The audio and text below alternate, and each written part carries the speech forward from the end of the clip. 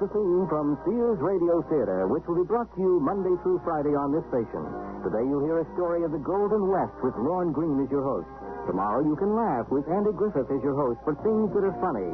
Wednesday, Vincent Price will bring you a generous helping of mystery, suspense, and detective stories. Thursday, Cicely Tyson will enthrall you with tales of love and hate, dramas involving human emotions. And Friday, Richard Widmark will host tales of adventure in outer space, under the sea, anywhere there is adventure. The Sears Radio Theater will begin after this message from your local station. This is Lorne Greene. The wagon train is moving west across barren, windswept plains. Far ahead, several days' travel at the least, the foothills of a distant mountain range swim in heat waves. One of the wagons, pulled by a seedy team of horses, is driven by a slender, shifty-eyed man. Beside him sits his wife, a clear memory of beauty in her lined face. Get up. Get up there. I'd like to get up in front instead of being in the rear all the time. Less dust that way. It was your idea, Bristol, joining this wagon train at the last minute. Leaving everything behind and all. Well, I told you 1,000 times, Hope. I got tired of apologizing to everybody all the time. Well, you ain't the first man to serve time in prison. I was railroaded. You was caught. Oh, my backside. Wish you could do something about this seat. We'll find ourselves a plot of ground somewheres out west. Somewheres we can grow things on. We could grow things where we was. Yeah, folks just won't let you live down a prison record. Where do you aim to leave this wagon train and settle down? Out west, woman. I ain't never been there neither, you know. Well, it better be pretty soon, Bristol. My backside just about had this wagon seat. And that's only the beginning of our story.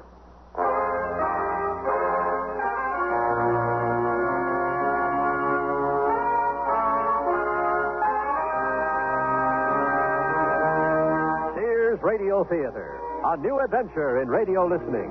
Brought to you 5 nights a week by Sears Roebuck and Company. Sears, where America shops. Your host, Lorne Greene. I'll bring you stories of the Old West and the New. Andy Griffith with a look at the funny side of life. Vincent Price with tales of mystery and suspense. Cicely Tyson with stories about love, hate, and related things. Richard Widmark. I'll bring you stories of pure adventure. 5 nights of exceptional entertainment every week. Brought to you in Elliott Lewis' production of the Sears Radio Theater.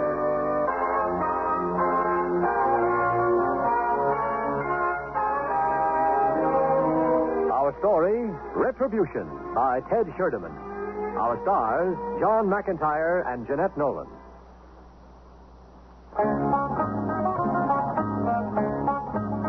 Bristol and Hope Gaston left the wagon train in Idaho to take hold of 160 acres of land they'd never seen. Land on which they planned to start a new life. With high hopes, they set out from the county seat at Hadleyville to see their spread. And they saw it. They were the owners of a dry, sparse piece of land with a few mountainous hills. It was worse than anything they could have imagined. I can see now why the government gives it away. Nothing for nothing. I could just cry. Yeah. Be the first moisture this land has ever felt. Get up. Get. What are we going to do, Bristol? Only thing we can. Wait for the next wagon train to come through and look for something else. Wait. But we starved to death. Got exactly $21 left in what we got on our backs. That's all we got, huh? That and my bracelet with the gold coin dangling from it. What are you stopping for, Bristol? Them hills or mountains. They give me an idea. Let me see that bracelet and gold coin, Hope. Here. Why? It'd work, especially after we dug into one of them a little ways. What are you talking about, Bristol? Hope, we're going to dig ourselves a mine. What? We'll sell shares in it and have all the money we want.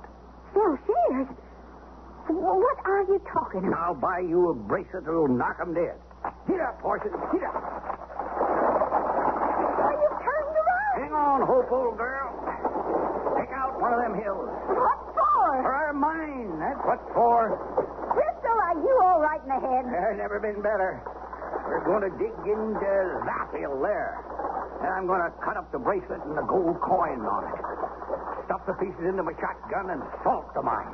With my bracelet? A nugget, woman. I don't get your drift, Bristol. Why, you will, Hope. You will.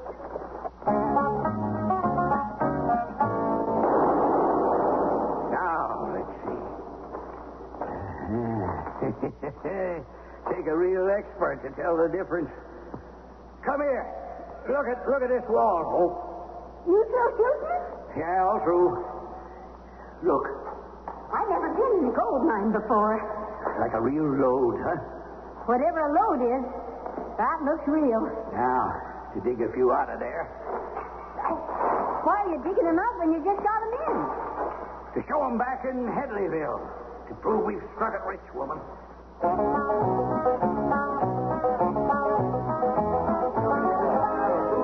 Now, these nuggets come from a mine. Whose mine? My own. Dug 'em out myself. Hey, real nuggets, these. Yeah, don't come no reeler. You ought to see the streak of gold we found. Oh? Who found it? Me and Hope. That's my wife's name. Where'd you find it? About 12, 15 miles from here. We got the land from the government. It's choice, I tell you. Got some hills on it, and something told me to dig into one of them. Mighty glad I did. Hey, Bert, look at what he's got here. Huh? They're real gold. Hold them. Bite them. They're real, all right. I guess my wife and I must have dug for a week into that hill. Is she here? Oh, sure she is. Not spending money. That's a woman for you. How much you figure is there?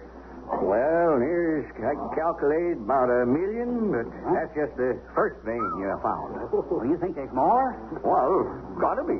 Hey, Mandan, Lade, come here, listen to this. I figure that hill's loaded with the yellow stuff. All it takes is some miners and the proper machinery to get the gold out. Sure beats God busting for a living. Beats anything for a living. Hey, they sure are pretty nuts. Me and my wife, though, we ain't aiming to get rich off of that gold mine. She's just as religious as me, and she thinks we ought to share the wealth with our neighbors. How do you plan to do that? Well, we don't know yet, but we'll think of something. You open for ideas? Wide open, mister. Well, you need machinery, money for meeting payrolls for miners. Yeah, you sure do. Maybe you can sell stock in your mine. What's that? Sell stock in it? Sure. I'd buy some. I'll buy some, too. You can count me in. And keep the major share for yourself. Well, now, I'll have to think about that. Thanks, Mr. Burns. Carrie Burns. Oh, my name's Bristol Gatt. Sure. Pleased to meet up with you. Thanks again. I want to talk it over with my wife first. Like I said, she's real religious, like me.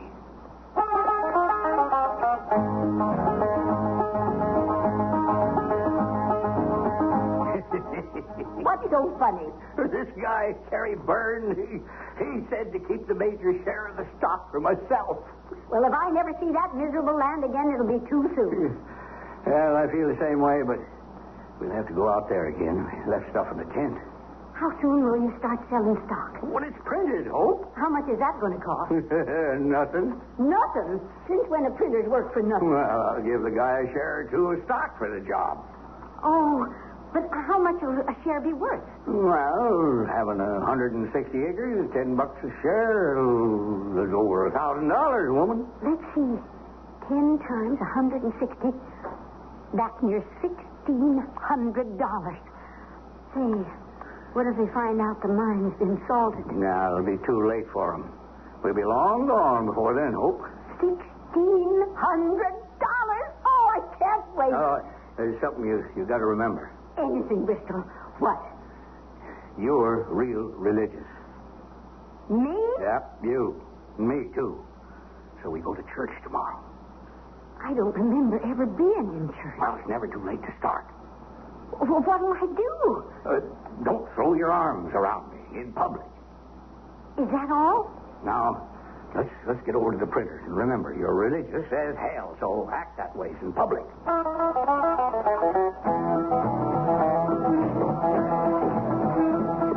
Good sermon, don't you agree, Bristol? Real good. Oh, you met my wife, Hope? When we first arrived, Mr. Burns. Mrs. Gatton. Very generous of you, Bristol, giving our pastor a new church. Well, it was my wife's idea to give it out of the first profits we made, Carrie. Such an ugly word. Profit. Oh, our parson doesn't think so, Mrs. Gaston. You thought any more about my suggestion, Bristol? Yes, I have. We give it a great deal of thought, and we prayed a lot. They're going to start tomorrow evening, Carrie. Start what? Selling the stock you suggested I sell in the gold mine.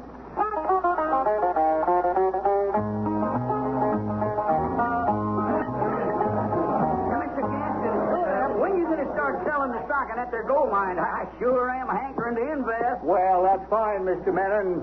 Tonight we start the sale about 7:30. Well, how many of them there shares can I buy? Well, as many as you want. Oh, well, then I better get to the bank. I want to have the cash already. I'll take half of them shares, mister. Hey, go on sale tonight. For free. What? You heard me? For free. Didn't think I'd let such opportunity get by me, did you? What makes you think I'd cut you in for free? Well, it's simple, Gaston. Either you do or, I go to the sheriff and I tell him about the time you served in prison. I don't know you. Just got into town a couple of days ago. Never expected to find a soft touch so quick. Well, you better look someplace else, mister. That mean you ain't cutting me in? That's what it means.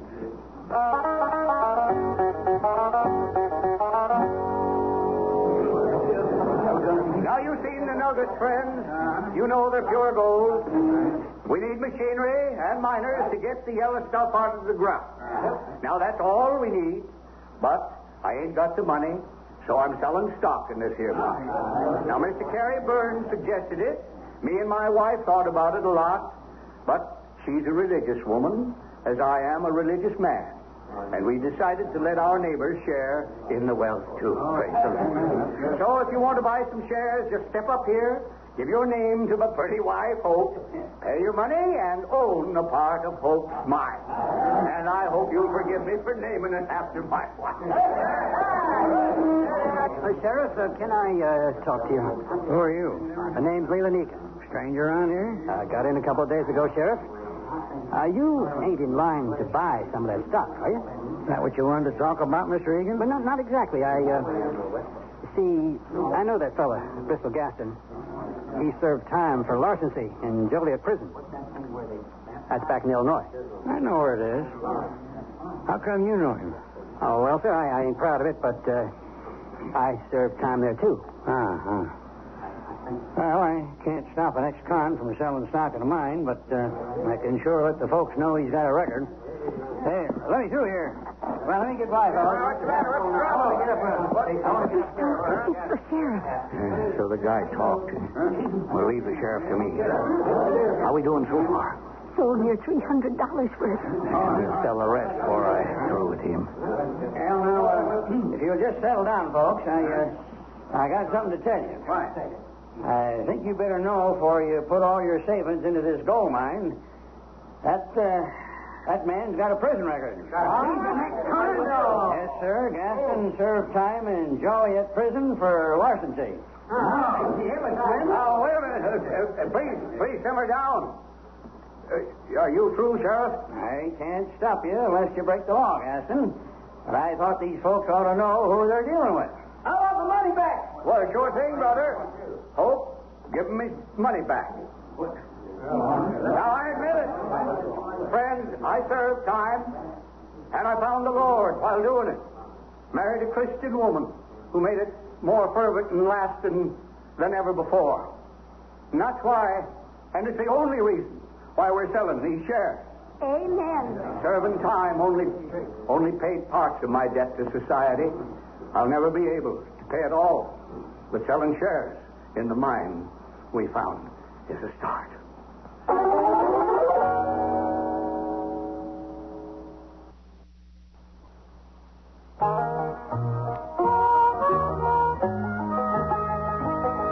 Bristol Gaston, by his confession, has earned the goodwill and trust of those he counts on to fleece. His wife, Hope, has visions of riches beyond her greediest dreams. The informer, who thought he would put a crimp in Bristol's plans, has been thwarted. And only the sheriff is left with doubts about the mine as he talks to his deputy, Jerry Lago. Never saw so many people eager to part with their savings, Jerry. I don't never remember seeing you looking so low, Sheriff. Well, you try to help folks and they turn you down. Well, not a happy thing. You buy some of Gaston's stock, Sheriff? No, sirree, Bob. Everybody else did, including the guy who told me Gaston served time in Joliet prison. Well, that just goes to show you. Shows you what? Well, that if you believe in God and make it known, people will trust you with anything. Not me. I think we'd best have a look at that mine. Tonight? It's black outside. In the morning, Jerry. Now, maybe that mine's on the up and up. Maybe it ain't. Well, Gaston wouldn't have gone to all the trouble of getting stock certificates printed if it wasn't on the up and up. Unless it's part of his plan. What plan? To commit larceny again. In even a grander way than before. We'll ride out at early light tomorrow. Look at all the money. How much stock did you sell? The works, Hope, old gal. Every certificate I had printed. $1,600. I never saw so much money. Yeah, that's for sure. But first thing in the morning, we got to go pick up what we got left in the tent. Then we light out for Frisco? Yep, baby.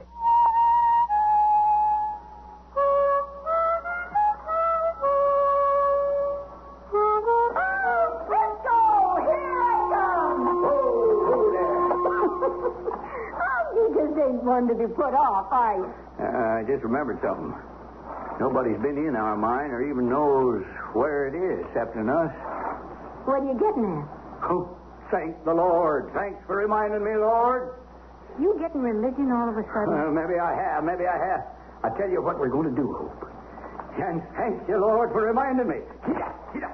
I don't get your drift, Frisco. We're going to blow up that mine entrance so nobody will ever find it. What for? What for? So nobody's disappointed with the lack of gold. And so nobody can ever accuse me of nothing. That's what for. Move up. Where are you going? Get the dynamite in the blasting cast, that's where. Oh, thank you again, Lord. Frisco, look. What's them two horses doing over there? Oh, where? What?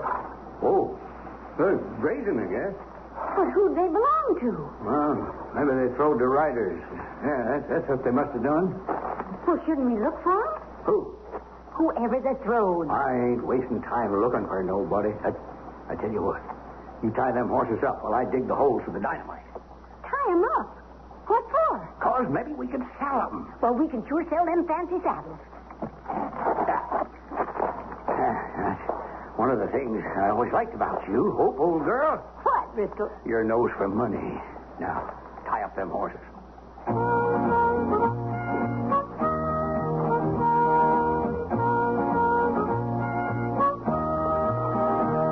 Digging seems to stop right here, Jerry. Not to stop soon as he hit that fig of gold. We found it mighty quick. That's the way it is sometimes, Sheriff. These nuggets seem so scattered. So? Well, gold comes two ways, Jerry. Reef gold, where it's embedded in something, and then there's what they call alluvial gold. That's formed by the weathering rocks. Yeah, I didn't know I was in the presence of an expert on gold. No, I ain't. That's just something I picked up during my prospecting days. I didn't know you was ever a prospector. A long time ago. So, what kind is it? To begin with, it looks like it's already been smelted. What's that mean? It's too yellow to be natural. Too yellow. I thought that was what gold was supposed to be. What are you doing, Sheriff? I'm going to use my knife to dig out a piece of it. Oop, oh. I dropped it. Oh, there it is. Here you be, Sheriff. Oh, well, thanks, Jerry. Feels like gold. Bites like gold. Why not? It is gold. Sure is. But how'd it get here? How'd gold get any place? Well, there's no mining in this area. Not none. Now, don't it strike you kind of funny that an ex-con from Illinois comes out and finds gold right away? Well, that he should give most of it away to a bunch of strangers strikes me as being funnier. Except, well, religion is a powerful thing. Can be, Jerry, can be. What are you thinking, Sheriff? That we should dig out some more of these here nuggets, Jerry. I got a strong hunch this mine was salted with that shotgun we saw in Gaston's tent.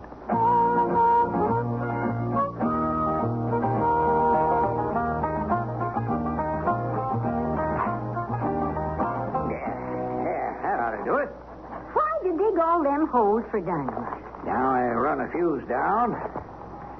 Come on, Hope. Yeah. That ought to be far enough. Far enough for what? Well, when I light this fuse, you run and get behind the wagon. What do you plan to do? Join you. I meant by planting all that dynamite and blasting cap. Like I told you, to close up that mine entrance so nobody can ever find it and be disappointed. You used more than you did to make it. Well, because I don't want to have to carry blasting stuff in the wagon, love. Too dangerous. You ready? Yep. Now, light this fuse. Praise the Lord. Now run. Get behind the wagon.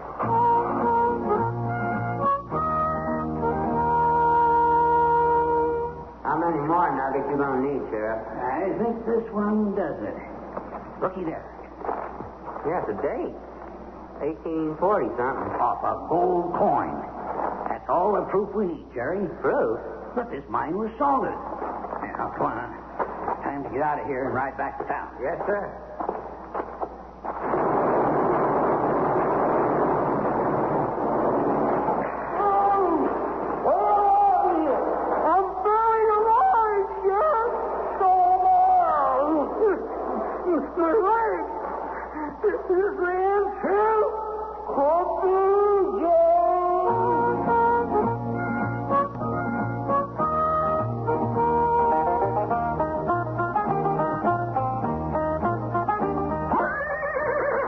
Quiet down, you. Oh, there. Now be quiet. Did quite a job, huh? Just look at there, Bristol. The entrance to the mine is all closed now. Yep. Just the way I planned it. Wouldn't nobody ever expect a mine was there once. Nope. Oh, thank you, Lord, for giving me such wonderful ideas. How about our tent? We leave it. We ain't never again going to live in a tent. All I'm taking is my tools and my shotgun. Get up in the wagon. We'll hightail it out of here.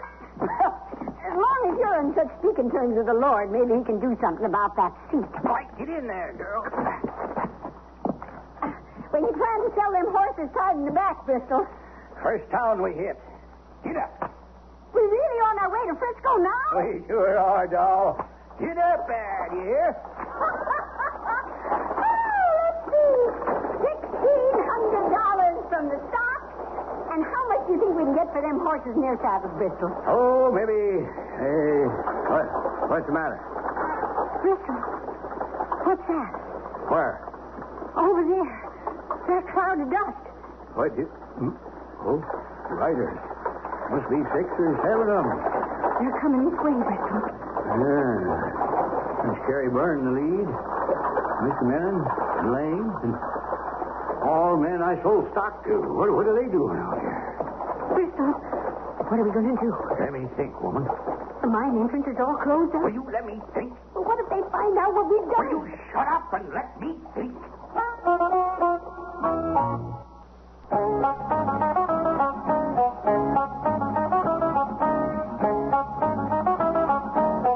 Lorne Green again. And here's the concluding act of Retribution. Mr. Mellon, it's Lane, gentlemen. Howdy, man. Morning. We heard an explosion as we was riding out to have a look at the mine. You heard that. Well, I tell you what that was, Carrie. Gents, I was trying to enlarge the mine. And, well, damnation, but the entrance tunnel collapsed. What? Shut her up tight. You mean it caved in? We sure did. And we was just now on our way back to town to get some help to dig another one. Wasn't we, Hope? Oh, yes. Well, we was. Well, how come you got 2 saddled horses tied to the back of your wagon? To the oh, you mean them two? That their Palomino nag belongs to the sheriff. Yeah, and the paint belongs to his deputy. What are you doing with them, Mr. Gaston? We found them, Mr. Byrne. That was just, they was grazing around with, we decided to take them back to town with us. That's the way it was, Mr. Burns. Yeah. As long as we rode this far, me and the boys would like to look around at the mine we bought into. Wouldn't we, boys? You betcha. Yep. Well, it's back that a ways. It's closed up, though, you know, but... lead the way, Mr. Gaston. I sure think. Well, good fortune's still smiling. As long as you're here, we don't need to drive to town to tell you. Tell us what? Well, you know about me trying to enlarge the mine, blowing in the tunnel. Yes. Get up. Get up, horse.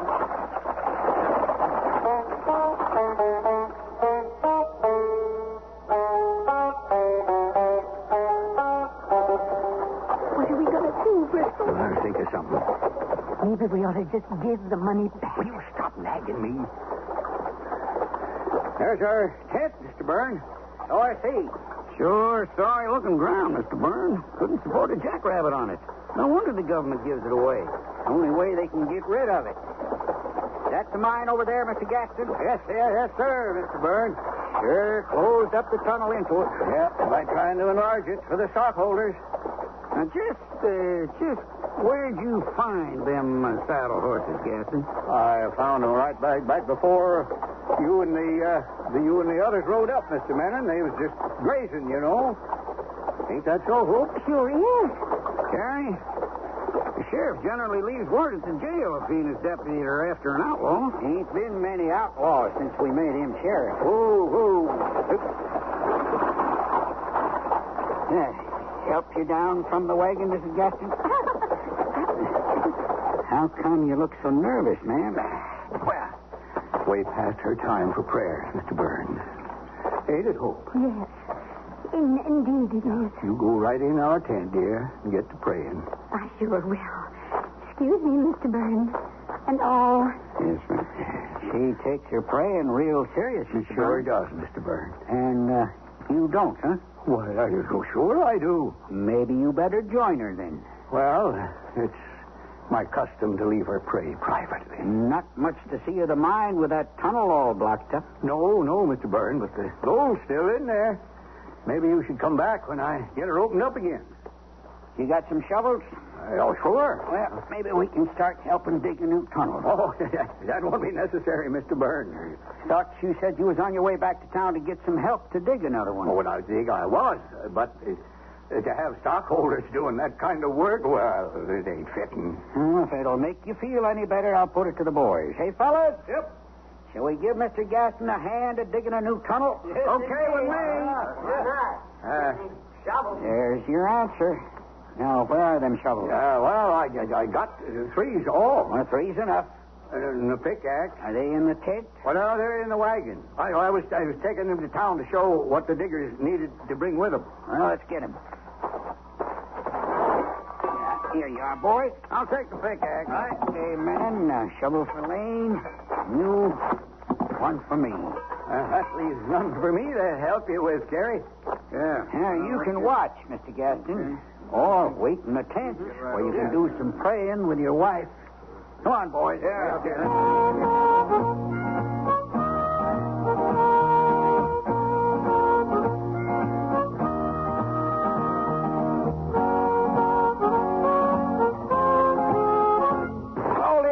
Hold it.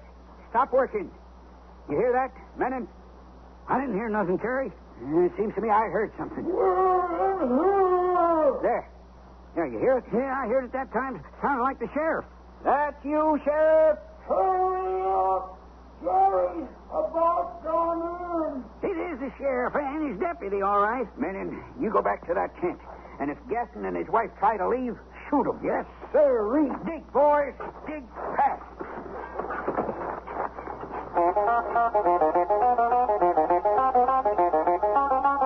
Now, my orders are to shoot you both if you do more than blink. Oh, Bristol. What's the meaning of this, Mr. Menon?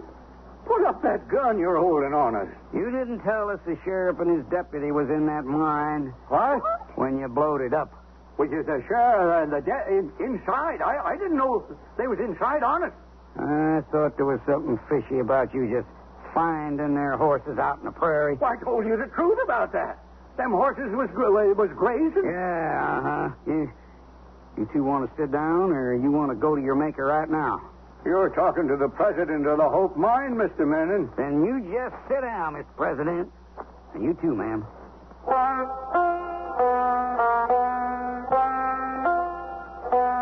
How did you know the mine was salted, Sheriff? That was a good job. Except for this here nugget. What's wrong with it? What? Is that a date I see? Sure is.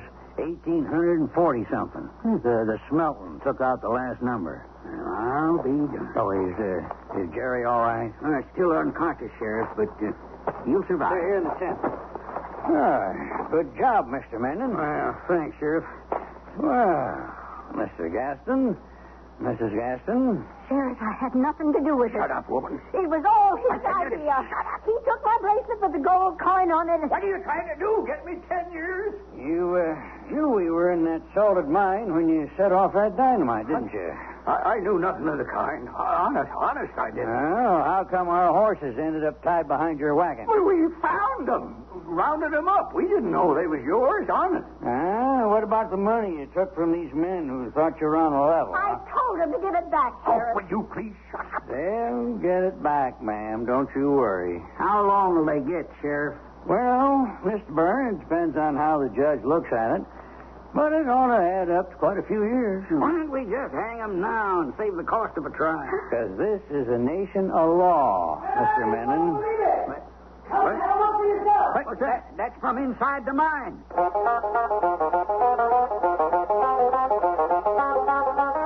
Holy smoke. Look at them streaks of yellow. He couldn't salt all that. Didn't I tell you? Look at it. Didn't believe it myself when I first seen it. Why, it must go all the way back. Man alive, this is a gold mine. A real bonanza, and not salted either. Mr. Byrne, there must be $1 million worth of gold here. Billions, men, and them explosions must have uncovered billions. We're rich. I'll go tell the sheriff.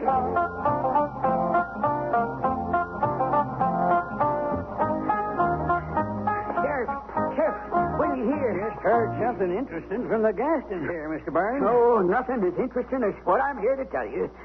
Them explosions. What about them? They uncovered and exposed a load of gold that's unbelievable. What's that? What? Yes, Mr. Gaston, a real bonanza. Not a salted mine like yours, but a real one that'll produce $1 billion worth of gold. $1 billion worth Of gold? When is a find like this been something to laugh at? Well, it's real retribution, Mr. Gaston. What's that mean? Deserved punishment for an evil done. I started to say, Mr. Byrne, that I heard something interesting from these people here. Like what? These two. They own nothing of this mine. They don't? They sold every last share of stock, all that was printed, to the suckers, as they said. But the government give us the land. We still own it. There's nothing can be done till we give permission. Now, that's the rule of the government, you know. Correction, Gaston. You gave an acre of this land away with each share of stock. Sheriff's right. We investors own the land and the mine. I told you to keep the major share of the stock for yourself. He said billions of dollars, Bristol. I heard him, Hope. There's got to be a way we can get some piece of it. Maybe there is, Gaston, if the sheriff don't mind. But it's a small piece, very small. I don't care how small it is, Mr. Byrne. Oh, what do you mean, Byrne? These two are slated for prison. Instead of prison, they can work here. Him as a mule skinner, his wife as a scrub woman. About 5 years worth, maybe. We could vote on it right here. Go ahead, Mr. Byrne. All in favor? Aye. Opposed? That's what I meant by a very small piece, Gaston. A scrub woman. I could just cry, Bristol. It's better than prison, Hope.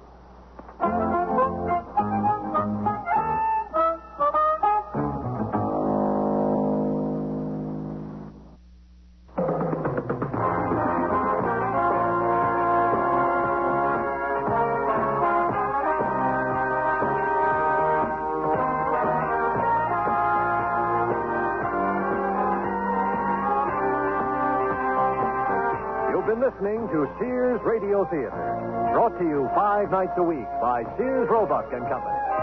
Sears, where America shops. Retribution was written by Ted Sherdeman, produced and directed by Fletcher Marshall. Your host was Lorne Green. Our stars were John McIntyre and Jeanette Nolan. Also heard were Jack Manning, Vic Perrin, Herb Vigran, Tyler McVeigh, and Dawes Butler. The music for Sears Radio Theater was composed and conducted by Nelson Riddle. Art Gilmore speaking. The Elliott Lewis production of Sears Radio Theater is a presentation of CBI.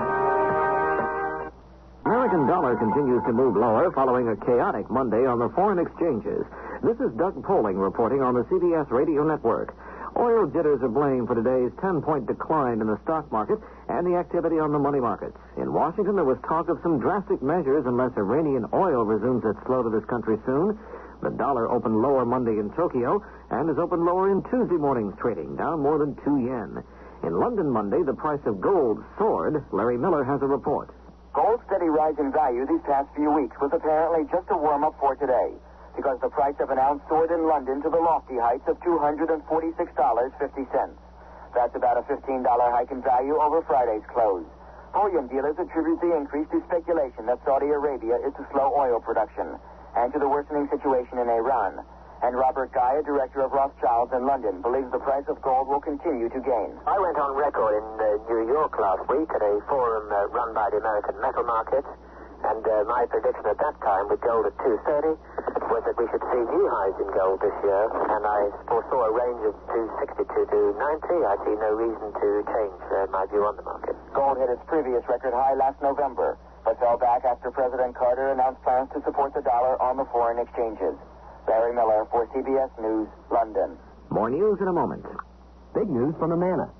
Now you can get a rebate check for $50 direct from Amana when you buy the fabulous Amana Touchmatic 2 radar range microwave oven. The Touchmatic 2 is so incredibly automatic, it cooks by time, cooks to temperature, even holds a temperature to tenderize economy cuts of meat. Amana is also offering a $40 rebate on the companion Amana Touchmatic radar range model RR9T. Rebate offer expires February 28, 1979 at participating Amana retailers.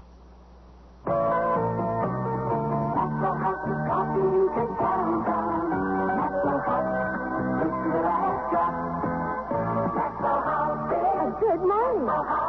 Good company. Maxwell House. Coffee you can count on. Always smells good. Always tastes good. Always good to the last drop. Good coffee. A congressional panel today opened hearings into the phenomenon of religious cults with emotional arguments on both sides. Rabbi Maurice Davis of White Plains, New York, who claims to have separated more than 100 young people from cults, said those organizations use dictatorial leaders to instill fear and hatred into their members. The Reverend Barry Lynn, Legislative Counsel for the United Church of Christ, urged Congress not to get involved in the non-criminal activities of cults, saying that would place the government in a constitutionally forbidden zone. Washington police report 20 arrests, including a few for assaults on police officers, in today's protest by farmers. About 1,700 farm vehicles tied up the capital's traffic as their operators demonstrated for higher prices. The protest was organized by the group American Agriculture. Their approach was not endorsed by Alan Grant, president of the American Farm Bureau Federation. The way to get better prices is through building markets, an orderly way of increasing the market opportunity, increasing sales of commodities both in the United States and particularly worldwide. We think that's the way to do it rather than driving tractors around here and there or turning goats loose on the White House lawn. We think that our orderly way is, gets more done. The protest in Washington is likely to continue tomorrow, although leaders of the movement have not yet disclosed their plans. As he left the United States, Chinese Vice Premier Deng Xiaoping today sent President Carter a message saying his trip to this country was a complete success. Deng said Sino-U.S. relations will witness a major progress under the new historical conditions. Deng's plane left Seattle and, following a refueling stop in Anchorage, is now en route to Tokyo. Deng plans 3 days of meetings with Japanese leaders before returning to Peking. Now this. Fred, it's after midnight. Oh, look what you've done. Will you stop eating and go to bed? You'll never get up in the morning for work. I can't get to sleep. I took an aspirin, but I'm still wide awake. Well, what did you expect? Aspirin's for headaches. You need a sleeping aid to help you fall asleep. I'll get you some Compose when I go shopping. Some what? Compose. Go to bed, will you, while I clean up this mess? Headache? Take aspirin. Sleepless night? Take Compose. Compoz. Taken as directed before you go to bed. Compose actually helps you fall asleep when you want to fall asleep at bedtime. So what else happened at the office today, Fred? Did you get the order for that new job? Fred? Fred, you asleep? That's Compose for you. Headache? Take aspirin. Sleepless night? Take Compose. Compoz. Take only as directed. Compose is available at all drug counters. Look magazine, a new version of it, made its debut on the newsstands today. Its predecessor folded more than 7 years ago. The new publication is trying to appeal to people on a regional basis. The copies distributed in the East have the late Nelson Rockefeller on the cover, while those being sold in the West feature a cover photo of Patricia Hearst. The original Look magazine first came out in 1937, but publication ended in 1971. This is Doug Poling, CBS News. Good evening. I'm Jackson Kane, KMOX News. Missouri State Auditor James Antonio wants the Missouri Office of Economic Opportunity to pay closer attention to several areas of responsibility. Antonio said the OEO should monitor closely the program to help low-income families to ensure that government grants are spent properly. In an audit released today, Antonio said funds the office provided to community action agencies around the state have not been audited. These are funds for weatherizing or improving the heating capacity of the homes of low-income families. A $900,000 federal financial outlay has been granted St. Louis County in the state of Missouri to buy land. The money from the U.S. Department of the Interior will be matched by the state and county. The money will go for the purchase of land for recreational development in 3 areas of South County. The Missouri Division of Employment Security said it filled nearly 179,000 jobs through its service program in 1978. Division Director Joseph Dietrich said 1978 was the best job placement year in recent times, especially for permanent jobs. 3 men have been charged with robbery, assault, and stealing in connection with the beating of a maintenance worker at a Crestwood, Missouri car agency. Charged are 27-year-old Carl Shoemate and his 20-year-old brother Dennis, both of Alton, Illinois, and 20-year-old Dickie Rebstock of St. Louis. And 41 counties in Illinois have been declared disaster areas, including Madison,